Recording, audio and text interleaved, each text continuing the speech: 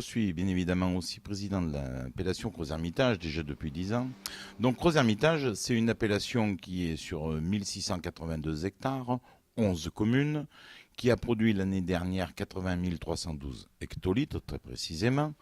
C'est 250 vignerons sur l'appellation.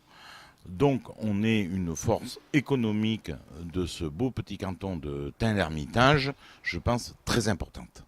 Un mot sur l'actualité de la vigne, celle qui va nous donner du Crozes-Hermitage. En ce moment, ça se passe super bien. La chaleur. La chaleur, parfait. On attendrait bien sûr une petite averse, ça ferait pas de mal. Mais pour le moment, zéro maladie. Touchant du bois. Mais moi, je me fais pas de soucis là jusqu'au vendange. On n'a pas eu de soucis jusqu'à maintenant. Je vois pas quand est-ce qu'on les aurait de ce côté-là. Par contre, je pense que cette année, le rendement sera faible. On a eu la chance d'être épargné par le gel et la grêle jusqu'à maintenant. Et les maladies. Et les maladies. On est parti pour faire un très beau millésime encore cette année. Donc, dont acte, et on verra ça très prochainement.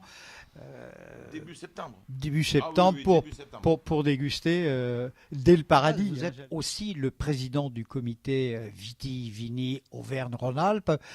Là aussi, il y a une forte volonté dans cette structure grande régionale, une volonté de développer le no-tourisme. Le no-tourisme, pour vous, est-ce que c'est quelque chose qui est tendance ou alors est-ce que c'est dans l'air du temps au bénéfice des visiteurs et au bénéfice également des vignerons? Au bénéfice de tout le monde. Pourquoi le no-tourisme? C'est du gagnant-gagnant. Bien évidemment. Ça a été une volonté de la part des vignerons de développer le no-tourisme, suite à une étude que l'on avait faite et qui nous paraît importante. La région Auvergne-Rhône-Alpes, à l'époque, elle était que Rhône-Alpes, nous a énormément bien suivis sur ce sujet-là. Et ça continue aujourd'hui avec la région qui est plus grande. Et l'idée, c'est que d'ici l'an 2025, on soit première région œnotouristique de France. Pourquoi? Quel est l'intérêt? Traversé par le fameux axe Dijon, Marseille ou presque, l'axe de la vallée de la gastronomie. Et on le dit toujours, Régis Marcon en particulier, Paul Bocuse, Georges Blanc et les autres, il n'y a pas de gastronomie sans une belle œnologie. Mais bien évidemment, ça va ensemble. Une belle table va toujours avec une bonne bouteille de vin.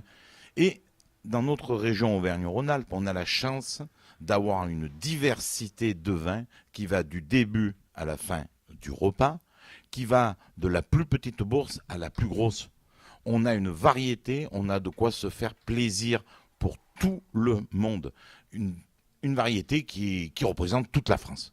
Alors, développement de cet œnotourisme, 2-3 points particuliers sur lesquels vous voulez insister, sensibiliser les vignerons dans leur cave, sensibiliser les autorités.